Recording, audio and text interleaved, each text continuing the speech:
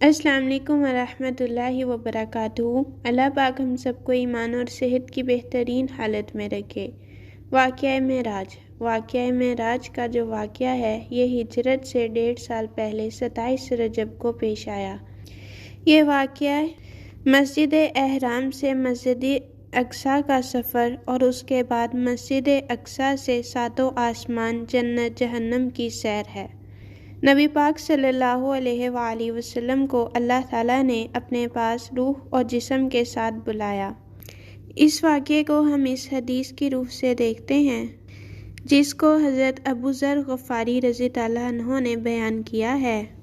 نبی کریم صلی اللہ علیہ وآلہ وسلم نے فرمایا کہ میرے گھر کی چھت کھول دی گئی اور حضرت جبرائیل علیہ السلام اترے۔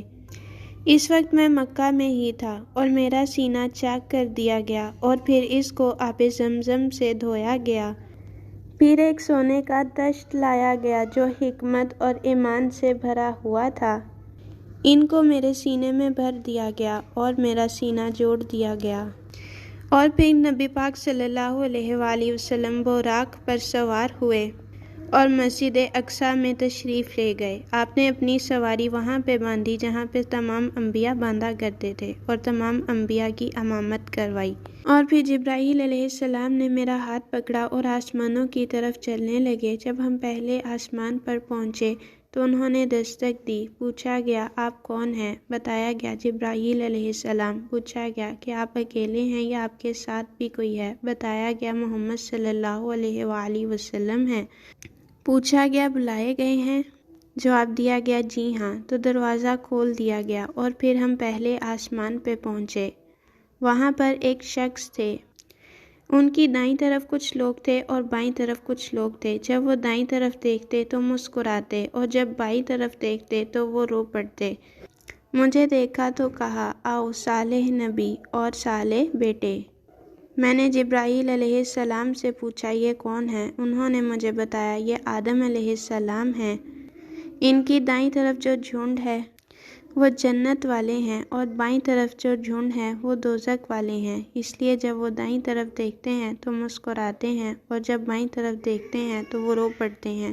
اور پھر جبرائیل علیہ السلام مجھے لے کر دوسرے آسمان پر پہنچے اور دروازے پر دستک دی اور کہا کھولو۔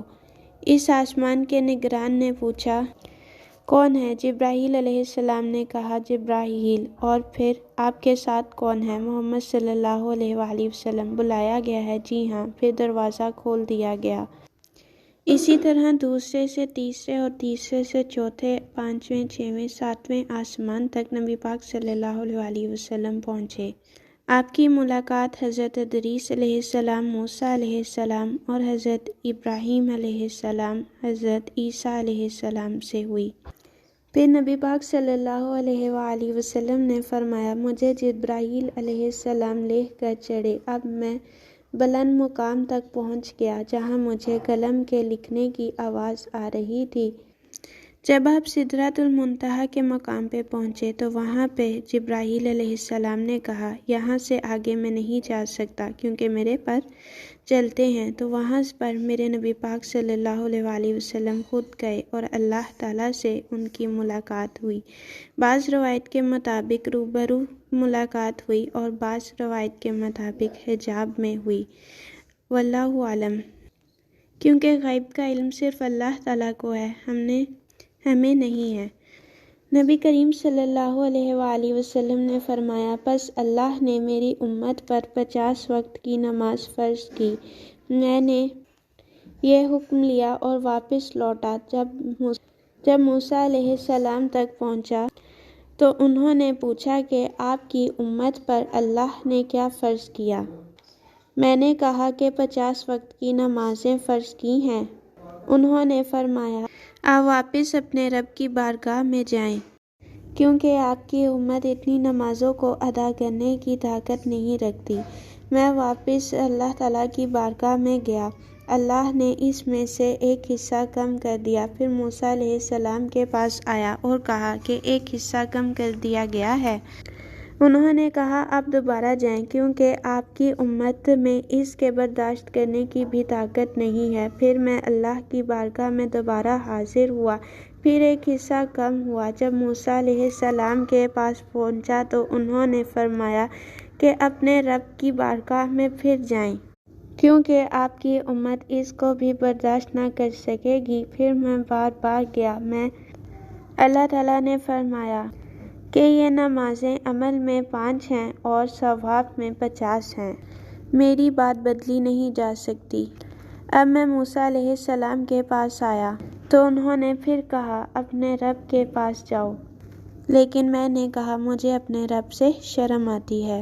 واقعہ معراج کے وقت اللہ تعالیٰ نے وقت کو روک دیا۔ کچھ روایت کے مطابق وضو کا پانی ٹپک رہا تھا، دروازے کی کنڈی ہل رہی تھی۔ جب نبی پاک صلی اللہ علیہ وآلہ وسلم نے صبح کو یہ واقعہ مشرکین کو بتایا تو کوئی بھی اس بات پہ یقین نہیں کر رہا تھا۔ تو اس واقعے کی تصدیق حضرت ابوبکر صدیق رضی اللہ عنہ نے کی، تب پھر ان کا لقب صدیق ہو گیا۔ اللہ تعالیٰ ہم سب کو 5 وقت کا نمازی بنائے۔ السلام علیکم ورحمۃ اللہ وبرکاتہ۔